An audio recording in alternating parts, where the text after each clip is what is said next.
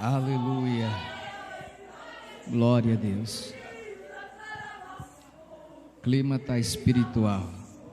Eu saúdo a todos com a paz do Senhor, queridos. Abra sua Bíblia no Evangelho de Marcos, Evangelho de Jesus segundo escreveu Marcos, capítulo de número 2, apenas o versículo de número 2, e depois nós vamos ler Lucas, capítulo 4, e somente o versículo 23. Marcos, capítulo 2, versículo 1, quem achou, diga assim: eu vou para o céu. E novamente ele entrou em Cafarnaum, e depois de alguns dias, divulgou-se que ele estava em casa. Diga assim: ele estava em casa. Lucas, capítulo 4, versículo 23. E ele lhes disse: certamente me direis este provérbio: médico, cura-te a ti mesmo. Tudo que nós temos ouvido do que tem sido feito em Cafarnaum, faze-o também aqui na tua terra. Diga assim: Cafarnaum. Podem sentar, queridos. Me ajude no seu glória a Deus e no seu aleluia. Amém? Olhe para cá, Deus tem uma palavra para você nesta noite. Eu quero pregar a palavra baseado no tema lembrança de um avivamento. Olhe para cá e preste atenção na palavra. Jesus, ele nasceu em Belém, mas ele foi criado em Nazaré, mas só desenvolveu o seu ministério em Cafarnaum, uma cidade da Galileia. E é interessante que eu quero usar esse texto, que Jesus estava em casa, porque sempre existe um lugar, sempre existe um ambiente em que marca a nossa história, marca a nossa vida. Talvez porque você casou naquele lugar, ali você se criou naquele lugar, ou por algum acontecimento da sua história, da sua vida, que lhe marcou, que fica na sua memória, que fica na sua mente aquele lugar, para sempre, na sua história, na sua biografia, aquele lugar marcou você através de um fato, uma realidade, uma bênção, um milagre. Da mesma forma, com Jesus não foi diferente. O que marcou o ministério de Jesus foi a cidade de Cafarnaum. E esta expressão, ele estava em casa, é uma expressão que eu quero usar de uma forma, no sentido figurado. Uma forma comum que nós usamos é quando nós estamos em um ambiente que nos é próprio. Por exemplo, você vai para um lugar diferente e você passa alguns dias e retorna ao seu lar, e você usa a seguinte expressão: como é bom estar em casa, como é bom estar aqui. Porque na sua casa você pode abrir a geladeira, na sua casa você tem liberdade de abrir o guarda-roupa, você tem liberdade de virar um sofá de um lado para o outro, mexer a cama, deitar na sua cama a hora que você quer. É a sua casa, é uma expressão normal de dizer: eu me sinto bem, eu me sinto à vontade em estar aqui. Para Jesus também não era diferente. Em Cafarnaum ele se sentia bem, ele se sentia à vontade em estar aqui. Mas olhe para cá, presta atenção. Jesus, ele tentou desenvolver o seu ministério em Nazaré, e a Bíblia diz que um dia de sábado era normal para o judeu ler uma parte do Pentateuco, da Bíblia. E naquele tempo não existia epígrafe como existe agora, não existia divisão de capítulo, versículo, não existia Antigo, Novo Testamento, era só um rolo, um pergaminho, e ali tinha que ser bom para conhecer as Escrituras. E neste dia, quem era o pregador? Neste dia, quem era que ia transmitir a mensagem? Era Jesus.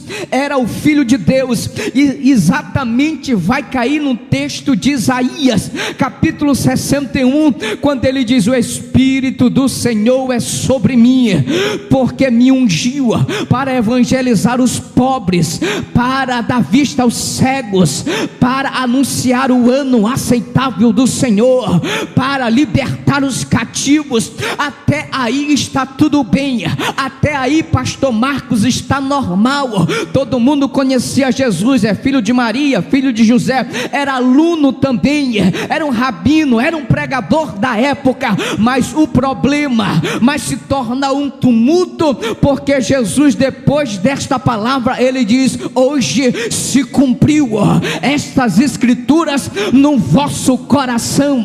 O que é que Jesus está dizendo? Que ele era o Filho de Deus, que ele era o Messias. E falar isso diante de uma plateia, diante dos rabinos, diante dos mestres judeus, isto era blasfêmia, isto era estar pecando contra Deus, porque eles conheciam Jesus, eles conheciam o filho de José, filho de Maria, conheciam os seus irmãos, cresceram com ele, mas eles não sabiam que aquele era aquele que havia descido do céu, se encarnado, se tornado homem, e estava aqui para desenvolver um grande ministério na terra. E a Bíblia diz que eles pegam cada um pedra nas suas mãos para apedrejá-lo, e de uma forma miraculosa Jesus consegue escapar. E aí que ele usa o texto que nós lemos, uma expressão comum da época, era um provérbio da época, porque como Jesus já tinha passado por Cafarnaum, feito alguns milagres, ele entrou em Nazaré, e diz Marcos que Jesus fez poucos milagres em Nazaré, porque pela incredulidade do povo. E aí que ele usa a expressão dizendo que nenhum profeta é bem aceito na sua própria pátria, porque eles conheciam, porque é difícil aceitar muitas vezes aquele que está crescendo do teu lado, é difícil às vezes aceitar que aquele que você vê crescer está sendo usado por Deus. Deus está levantando, Deus está honrando, mas em nome de Jesus, só quem crê levanta a mão. Em nome de Jesus, Deus vai te usar, Deus vai te usar. Não importa quem é o teu pai, quem é a tua mãe, quem é o teu irmão, ou a cidade onde você mora, a casa em que você habita, se você se colocar na brecha, Ele vai te usar na terra.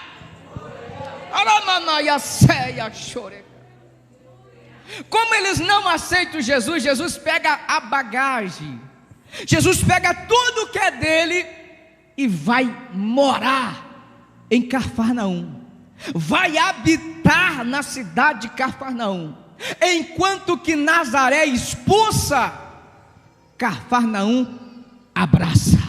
Enquanto que Nazaré expulsa, Cafarnaum aceita.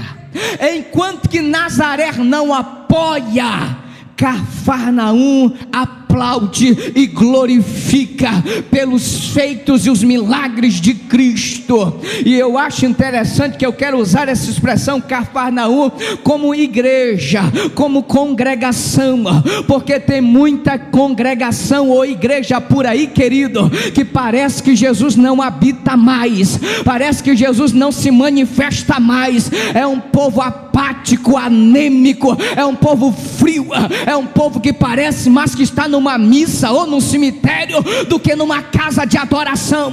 Eu quero crer que nesta noite eu estou diante de uma Cafarnaum de Deus, que ainda aplaude, adora, exalta aquele que é digno de adoração. Quem pode adorar? Quem pode?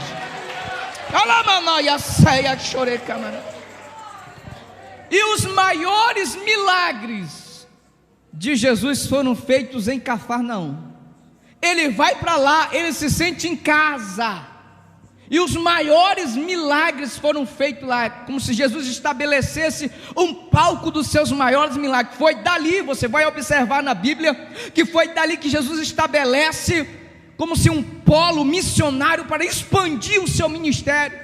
Porque como Jesus era um missionário estrategista, em Cafarnaum havia era uma cidade portuária, era uma cidade da Galileia, havia quartel-general de Roma, então havia um fluxo de gente muito grande, e através do evangelismo, da palavra, dos milagres, o evangelho se espalhava, o reino de Deus ia se espalhando por toda a Palestina, e Jesus ia sendo glorificado, e o nome dele ia sendo adorado, e o reino de Deus ia sendo divulgado na terra. E eu fiz questão de anotar alguns dos milagres que Jesus operou em Cafarnaum. Foi em Cafarnaum que Jesus chamou os seus primeiros discípulos. Foi em Cafarnaum que Jesus cura a sogra de Pedro. Ela estava enferma, ele chega, põe a mão e a febre vai embora. Foi em Cafarnaum também que Jesus expulsou um espírito maligno de um homem. Foi na cidade de Cafarnaum que Jesus pregou as bem-aventuranças lá no monte. Foi em Cafarnaum também que Jesus curou a filha, ou ressuscitou a filha de Jairo. Foi em Cafarnaum que Jesus também curou dois cegos de nascença. Foi em Cafarnaum que Jesus também liberta o mudo e endemoniado. Foi em Cafarnaum também que Jesus envia pela primeira vez os seus 12 discípulos em uma grande comissão. Depois de um treinamento, depois de um preparo, ele diz: vai no meu nome, milagre vai acontecer, demônios serão expulsos, os coxos serão curados, os mortos ressuscitarão, os leprosos serão limpos. Foi lá em Cafarnaum que Jesus convoca esta missão. Foi em Cafarnaum também, em uma sinagoga, que Jesus curou o homem que tinha a mão leprosa, a mão mirrada. Foi em Cafarnaum que Jesus também diz para Pedro: Pedro, eles estão cobrando imposto. Pedro, vai até o mar, pega um caniço, e o primeiro peixe que tu pegar, Pedro, vai estar dentro da boca deste peixe uma estátua. Paga, Pedro, o tributo. Este milagre aconteceu na cidade de Cafarnaum. Foi em Cafarnaum também que Jesus curou o filho de um oficial do rei. Foi em Cafarnaum que Jesus pregou um dos seus maiores sermões, o sermão do pão da vida, do capítulo 6 de João. A Bíblia diz que diante da multidão ele diz assim: olha, os pais de vocês comeram maná no deserto e morreram, mas aquele que comer do pão que eu lhe der jamais terá fome, porque este pão vai gerar vida, e esta vida é para a vida eterna, e esta vida é para a eternidade. Foi lá em Cafarnaum que Jesus cura um servo de um filho, ou seja, um servo de um centurião. Centurião era um general, era um capitão responsável por 100 homens. E ele procura Jesus e diz: Senhor, o meu servo ficou em casa doente, eu sei que o Senhor pode curar, eu sei que o Senhor tem poder para isso. Aí Jesus diz: tudo bem, vamos lá na sua casa. Aí ele olha para Jesus: não precisa ir lá em casa, basta somente uma palavra, porque eu sou homem sujeito também à autoridade, e eu tenho autoridade sobre a minha vida. Eu digo a um vai e ele vai, eu digo a outro vem e ele vem, eu digo a um vai para a esquerda, ele vai, eu digo a outro vai para a direita, ele vai. Senhor, não é preciso, eu não quero que o Senhor se incomode na minha casa, somente uma palavra. Quando Jesus ouve isso, pastor Marcos, Jesus se assusta. Só 2 personagens fez Jesus se assustar, foi a mulher Cirofenícia com a atitude dela, e este homem aqui. Jesus se assusta e diz: nem em Israel eu vi tanta fé como aqui. Vai, segundo o que tu disseste, quando chega lá, o teu servo vai estar curado.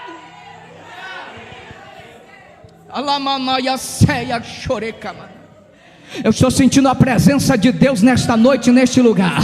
Deus está dizendo para muita gente aqui: quando você sair deste santuário, tem milagre te esperando na tua casa. Basta só uma palavra. Quem crê, levanta a mão, levanta. Recebe nesta noite milagre. Foi em Cafarnaum que Jesus operou estes milagres, o palco dos seus maiores milagres. A notícia se espalha E a notícia se espalha e divulga: em Cafarnaum tem avivamento, em Cafarnaum tem milagre, lá tem um pregador, lá tem um que eles chamam de Nazareno, outros chamam de Galileu, filho de Davi, uns chamam filho de Maria, filho de José. Ele está sendo conhecido, por onde ele passa tem milagre, e a notícia se espalha, e todo mundo quer vir para Cafarnaum, porque a Cafarnaum é a cidade do avivamento, Cafarnaum é a cidade do milagre, Cafarnaum é a cidade da bênção. Quem não quer ir para um lugar que tem milagre? Quem não quer ir para uma congregação que tem milagre? Quem não quer ir para uma congregação em que Deus opera, Deus se manifesta, Deus fala, Deus age? E eu quero profetizar nesta noite que aqui será Cafarnaum de Deus. A notícia vai se espalhar, pastor Marcos e pastor Fernanda, e as pessoas vão desejar vir a esta congregação, porque Deus vai se manifestar com milagres neste lugar.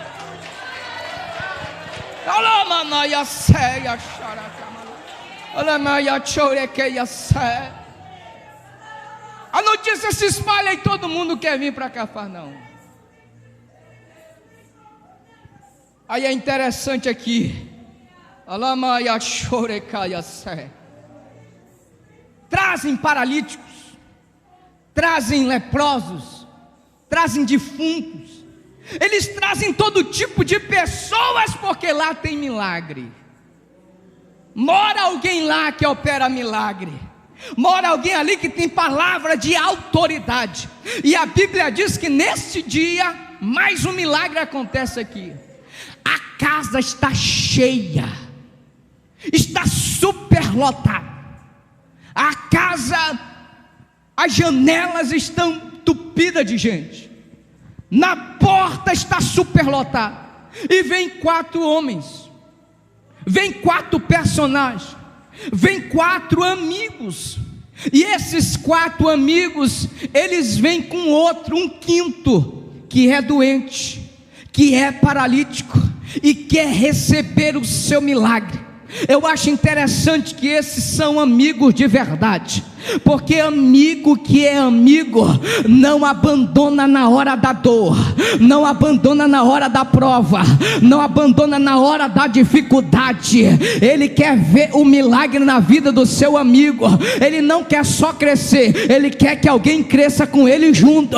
Não é aquele amigo egoísta e diz: eu vou crescer só e você fica aí. Não, não. Amigo que é amigo de verdade, quando você cresce, ele quer crescer junto. Ou quando ele cresce, ele quer que você cresça também. Ele quer que você avance. Se você prospera, ou se ele prospera, ele quer que você prospere também. Isto que é amigo de verdade. Porque colega é uma coisa, colega só está com você na hora da bonança, colega só está com você na hora que tem dinheiro, colega só está com você na hora que você tem um carro, colega só está com você na hora que você está num bem bom, colega só está com você quando os filhos estão com saúde, colega só está com você quando você está num bom emprego. Mas na hora da prova, na hora da luta, na hora da perseguição, na hora da dificuldade, ele abandona. Amigo que é amigo de verdade, você vai saber na hora da prova, você vai saber na hora da perseguição, você vai saber na hora da luta, que ele vai estar junto, ele vai estar perto, dizendo: conta comigo, conta comigo, conta comigo. Você não está só, você não está só nesta peleja. Se você é amigo de verdade, levanta a mão, coloque no ombro de alguém que está do teu lado, direito ou esquerda, diga para ele, diga para ela: você não está só, você não está só. Conte comigo, conte comigo, conte comigo.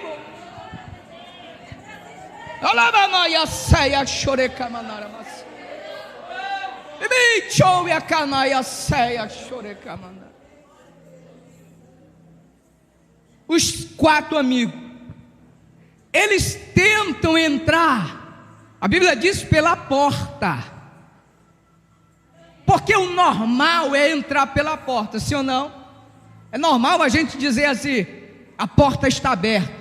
Essa expressão para um crente é que Deus fez milagre, Deus abriu a porta, Deus fez milagre, Deus abriu a porta, Deus fez alguma maravilha. Mas eles queriam entrar pela porta, normal, na normalidade, no que é comum. Só que quando eles tentam entrar pela porta, a Bíblia diz que a multidão não permite eles entrarem. Se fosse outro, retornaria. Se fosse outro, desistiria. Se fosse outro, ia embora. Se fosse outro, não tinha mais como prosseguir. Mas o que eu acho interessante é que esses homens estavam determinados no propósito. Esses homens sabiam o que eles queriam. Esses homens sabiam para que eles tinham chegado em Cafarnaum. E a Bíblia diz que eles sobem pelo telhado. Olhe para cá. Multidão aqui, você vai observar que sempre a multidão tentou atrapalhar os milagres de Jesus na terra, não é verdade? Você vai observar que, você vai lembrar na Bíblia, está lembrado de Zaqueu, que queria ao menos ver Jesus. Quem foi que tentou impedir que Zaqueu visse Jesus? Foi a multidão. Você está lembrado da mulher com fluxo de sangue, uma hemorragia sangrando, 12 anos, esquelética, magra, debilitada. Ela queria ao menos tocar em Jesus. Quem era que empurrava aquela mulher para trás? Era a... Você está lembrado de Bartimeu, cego no caminho de Jericó, que clamava a Jesus: filho de Davi, tem misericórdia de mim. Quem disse para ele: cala, cego, ele não vai te ouvir? Foi a... Você está lembrado da viúva de Naim? O esposo já tinha morrido, agora o filho, agora o único filho, está agora sendo levado para o cemitério. Quem era que levava o filho, a esperança, a alegria, o sonho daquela mulher para o cemitério? Era a multidão sempre tentou atrapalhar os milagres de Jesus na terra. Quem representa a multidão, pregador? A multidão é aqueles que pensam que são dono da verdade. A multidão é aqueles que pensam que pode se intrometer na tua vida, na vida da tua família, que pode se intrometer no teu ministério. A multidão é aqueles que dizem: não vai dar certo, você não vai conseguir. A multidão é aqueles que sempre colocam um atrapalho e colocam uma palavra negativa, dizendo: não vai conseguir, não vai gravar, não vai vencer, não vai, o ministério não vai prosperar, este projeto não vai desenvolver. Mas eu vim como profeta de Deus nesta noite dizer que em nome de Jesus toda a multidão vai cair por terra, porque o projeto vai dar certo, o milagre vai acontecer e a igreja vai crescer. Aprenda com estes personagens. Aprenda com Zaqueu. Se a multidão não deixa, faz uma loucura, sobe uma árvore, faz uma coisa que nunca ninguém fez. Sabe por que não acontece milagre com muita gente com frequência? É porque nós estamos acostumados com a rotina, nós estamos acostumados com as coisas normais. É a mesma coisa, é a mesma cadeira que eu sento, é a mesma oferta, é o mesmo louvor, é isso, é a mesma visita, é o mesmo... Ei, Deus está dizendo: faz uma coisa nova, faz uma coisa diferente, que o milagre vai chegar. Porque quando você fazer algo diferente, como fez Zaqueu, ele vai dizer: desce depressa, porque hoje vem milagre na tua casa, a tua família será salva, a salvação chegará na tua casa. Se a multidão te empurra para trás, faz como a mulher com fluxo de sangue,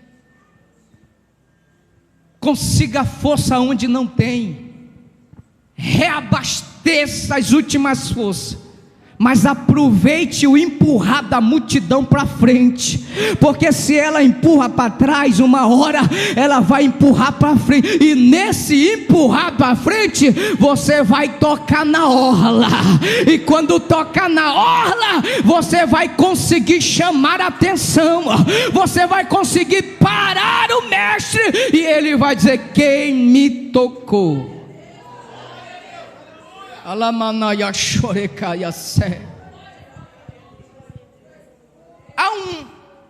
Há um detalhe aqui neste milagre desta mulher. Por quê? Porque o milagre podia acontecer e Jesus continuar. Podia ou não podia?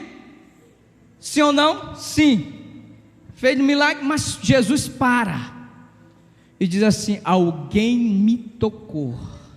Pedro, que era o mais ousado, e sempre tinha a palavra na ponta da língua, dizia: Senhor, a multidão te aperta, a multidão te oprime, a multidão te empurra, e o Senhor pergunta: quem te tocou? E é interessante esta palavra, porque é como se Jesus estivesse dizendo: Pedro, eu não perguntei quem me empurrou, eu não perguntei quem me apertou, eu não perguntei quem me oprimiu, eu perguntei quem me tocou. Porque apertar, empurrar e oprimir fala de violência, agora toque fala de sensibilidade. Deus está dizendo nesta noite: cadê os crentes sensíveis para tocar na orla do mestre? Porque tem gente que chega na presença com violência, achando que ele pode dar o que quiser. Não, querido, seja sensível, conquiste o coração do mestre, toque na orla dele,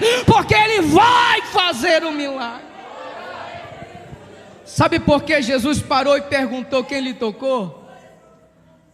É porque ele queria divulgar a história daquela mulher. Porque se ela recebesse a cura, o milagre aconteceu, ela voltava para casa abençoada, mas nunca ninguém ia ouvir a história, não ia saber do milagre. Deus não quer só fazer o milagre, Ele quer divulgar a tua história. Ele quer que a tua história abençoe outros, Ele quer que a tua história abençoe vidas outras lá fora. E Ele está dizendo nessa noite: se prepare, que a tua história será inspiração para outros. A tua história será inspiração para outros. A tua história, muita gente ainda vai escrever livro, vai ser poema, vai ser canção de música, porque a sua história vai ser um milagre nas mãos de Deus. Se a multidão diz: cala, ele não vai te ouvir, faça como cego. O que, pregador? Clame mais alto. Clame mais alto. Sabe o que eu aprendo com este cego? É que ele usou o que ele tinha. Como ele era cego, não podia caminhar em direção a Jesus, ele tinha voz. O que eu tenho eu vou gritar, o que eu tenho eu vou usar. Deus está falando com alguém nesta noite, porque tem muita gente dizendo: eu queria conhecer muito de Bíblia, eu queria ser um teólogo, eu queria cantar afinadamente. Deus está dizendo: use o que você tem, use o que você... eu vou te usar com o que você tem. Se é o Salmo 23, é com o Salmo 23 que Ele vai te usar.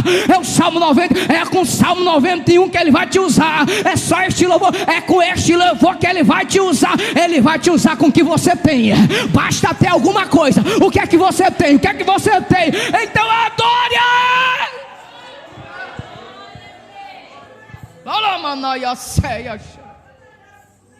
E é interessante que quando o cego clama, Jesus para. E olha o que Jesus diz: Ele não para e volta, não. Jesus para e diz assim: alguém está gritando lá atrás, traga ele aqui. Olha a revelação, olhe para cá. Quem pediu para o cego se calar é quem foi pegar o cego lá e está trazendo até Jesus. Aqueles que estão pedindo para você calar, aqueles que estão tentando atrapalhar, é eles que vão te conduzir até Jesus. Como assim, pregador? Não entendi. Vai entender agora. Quanto mais caluniarem, mais você clama. Quanto mais te zombarem, mais você chora. E quanto mais você chora, mais perto do milagre você chega. Quanto mais zombarem de você, mais você se humilha. E quanto mais se humilha, mais você alcança a presença, mais você alcança o milagre. Eles pensam que estão te deixando para trás, eles pensam que estão te distanciando. Pelo contrário, eles estão te aproximando do milagre, eles estão te aproximando da bênção. Jesus fez um milagre na vida daquele cego. Faça como a viúva de Naim. A multidão está levando o seu sonho, a sua esperança, a sua história para o cemitério. Eu acho lindo a história desta mulher, porque ela praticamente não fez nada, pastor. Ela não clama, ela não subiu numa árvore como Zaqueu, ela não tenta se aproximar de Jesus, ela não faz outra coisa, ela só chora. Se não dá para clamar, se não dá para gritar, se não dá para fazer outra coisa, chore. Diga para alguém que está do teu lado aí, diga assim: chore. As lágrimas diante de Deus valem mais do que 1000 palavras. Se existe uma coisa que Deus sabe decifrar bem, é a linguagem das lágrimas. É a linguagem das lágrimas. Não está podendo gritar, não está podendo correr, não está podendo clamar. Então chore, chore, chore, porque as tuas lágrimas vai atrair a atenção dele. O que atraiu a atenção de Jesus para Naim foi as lágrimas daquela mulher. E ele vai chegar diante de você e dizer: não chores. Porque o teu amigo falar não chores é uma coisa, o teu marido falar não chores é uma coisa, o teu vizinho ou o teu filho falar não chores é uma coisa. Agora quando ele fala não chores, ele fala para mudar história, ele fala para resolver o problema, ele fala para agir. E nesta noite Deus fala ao meu coração que ele está falando para alguém aqui: não chore. Ele está dizendo: é um divisor de água, é de ontem para hoje, de hoje para amanhã. Deus vai mudar a história de alguém aqui. Quem crê, quem crê, quem crê? Ele está dizendo: não chore.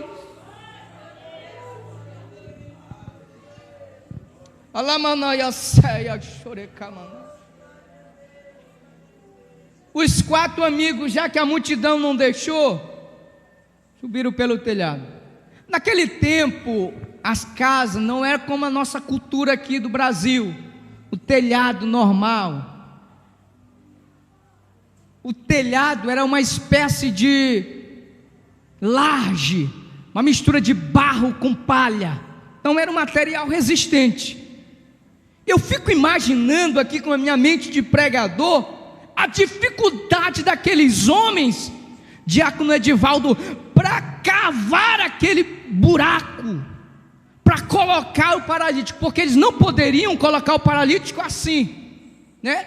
De forma vertical, porque o paralítico ia cair. Então eles tinham que abrir um buraco maior que a maca ou o leito em que estava o paralítico, e nenhuma corda, possivelmente, colocar no lugar em que Jesus está. Então olhe para cá, eu fico imaginando, do lado de dentro está a multidão, mas do lado de fora, no telhado, está alguém cavando. Está alguém cavando, a multidão não está vendo, mas do lado de fora tem alguém trabalhando. Tem alguém trabalhando dizendo: tem milagre, vai ter milagre, eu quero o meu milagre, eu não saio daqui sem o teu milagre. Ei, Deus está falando com alguém. Pode alguém não estar vendo o teu trabalhar, pode alguém não estar vendo o teu esforço, pode alguém não estar vendo o teu agir, mas aquele que é dono de tudo, aquele que conhece todas as coisas, Jesus sabia o que ia acontecer. Ele sabia: vai ter milagre, vai ter milagre, porque a Bíblia diz que ele diz: vendo a fé deles, ou seja, a fé dos 4 homens não era a fé do paralítico. Vendo a fé deles, Deus está vendo a tua fé, Deus está vendo o teu agir, Deus está vendo o teu trabalhar. Na hora certa vai ter milagre. O que Deus manda eu dizer para você é: não pare, não pare, não pare. Diga para alguém que está do teu lado: continue cavando, continue cavando, continue cavando, continue cavando. Uma hora você consegue.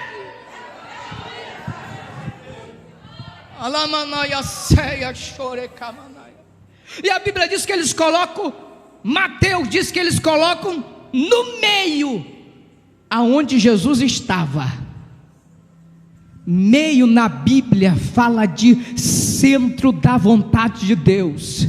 Meio na Bíblia fala de milagre. Eu vou te provar isto na Bíblia, porque a Bíblia diz: toda vez que Israel parava, a Bíblia diz que o tabernáculo era levantado no meio de Israel, no meio da tenda, no meio do arraial. E a Shekinah de Deus, quando descia, quando o sacerdote entrava uma vez no ano, a glória se espalhava e todo Israel contemplava a presença de Deus, a manifestação da glória de Deus. Olhe para cá, quando Josué está atravessando o rio Jordão na enchente, Deus diz: Josué, para no meio levanta um altar, porque é no meio que tem milagre, é no meio que tem vitória. E aquele altar era um memorial para dizer que o Deus de Israel passou por ali. O Jordão nunca mais foi o mesmo depois daquele memorial, porque era a presença de Deus, era milagre de Deus. O Salmo de número 46, versículo 4 e 5: há um rio cujas moradas alegra a cidade de Deus, o santuário das moradas do Altíssimo. Deus está no meio dela. Este rio é a igreja. Aonde a igreja passa, Deus está no meio. Deus está no meio. Aonde o rio passa, tem milagre. Aonde a igreja passa, Deus está no meio, confirmando a sua presença. Abacuque capítulo 3, versículo 2, olha o que Abacuque pede: aviva, Senhor, a tua obra. Onde? Aviva a tua obra onde? No meio dos anos. Sadraque, Mesaque e Abednego foram jogados na fornalha de fogo ardente. O rei Nabucodonosor olhou de longe e viu que no meio estava um homem, um quarto personagem semelhante ao Filho dos deuses, porque era Cristo, era o Filho de Deus, que estava guardando Sadraque, Mesaque e Abednego no meio. Jesus falou: onde estiver 2 ou 3 reunidos no meu nome, aí eu estarei aonde? No meio. Ele está aqui.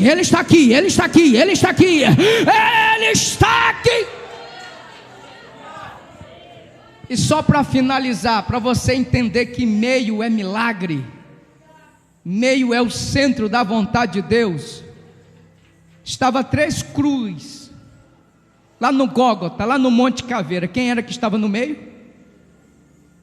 Poderia Jesus ficar do lado esquerdo? Podia ou não podia? Claro que sim. Eles poderiam colocar Jesus do lado direito, mas colocam no meio, porque era Jesus ensinando. Até na hora da morte Ele está no meio. Aí a Bíblia diz, Mateus diz que os 2 criticam, os 2 ladrões zombam, mas uma hora lá, algumas horas depois, o da direita, ele percebe alguma coisa diferente. Ele percebe que no meio tem milagre, ele percebe que no meio tem bênção, e ele olha: Senhor, lembra-te de mim quando entrares no teu reino. Eu fico imaginando Jesus na sua mente onisciente e onipotente, entendeu que o milagre está no meio. Hoje estarás comigo no paraíso.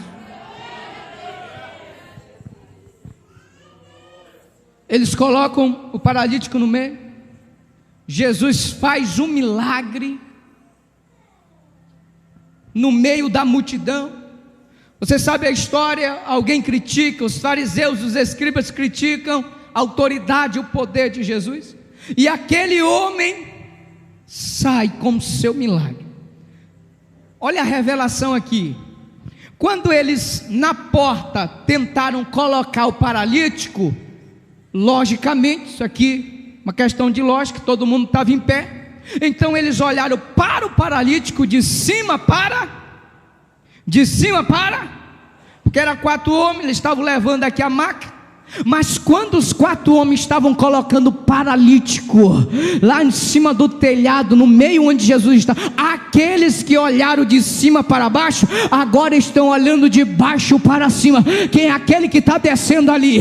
Quem é aquele que não entendeu? Vai entender. Hoje alguém que te olha de cima para baixo, dizendo: não vai conseguir, não vai dar em nada, nunca vai crescer. Um dia vão ter que olhar de baixo para cima e ver que Deus te honrou, Deus te exaltou, Deus te levantou na terra. Fique de pé, fique de pé. Alamanaia ceia chorecamanaya. Alaminetui calaia ceia chorecamasera. Cafarnaum foi o lugar do milagre. Eu já vou finalizar, mas eu preciso ler isso aqui para você. Eu disse que o tema da mensagem era lembrança de um avivamento. Eu quero atribuir Cafarnaum no individual, a você. Você é a Cafarnaum de Deus. Mas olha o que aconteceu muito tempo depois. A terra do milagre, a terra das maravilhas, o palco das bênçãos de Cristo na terra.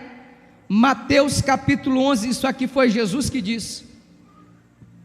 Mateus capítulo de número 11, versículo 23, olha o que Jesus diz: e tu, Cafarnaum, exaltada até o céu, será derrubada até o inferno. Porque se em Sodoma tivesse sido feito as obras poderosas que em ti se fizeram, teria ela permanecido até hoje. O tempo passou e o lugar do milagre rejeitou o milagre, ficou frio. Aqui Jesus está dizendo uma palavra dura, pesada. Cafarnaum só ficou na lembrança de alguém que falou do que aconteceu. Ficou só os escombros dos milagres, as notícias e a história de um avivamento. Jesus está dizendo aqui: se tivesse sido feitos os milagres em Sodoma, ela tinha permanecido. Eu quero te perguntar, eu já vou orar por você. Como você está hoje?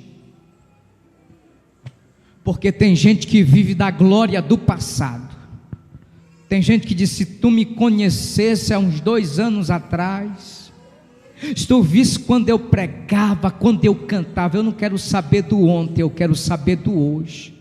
Deus te pergunta, Cafarnaum, como você está hoje? Porque Deus quer te usar, mas para isso você precisa se avivar.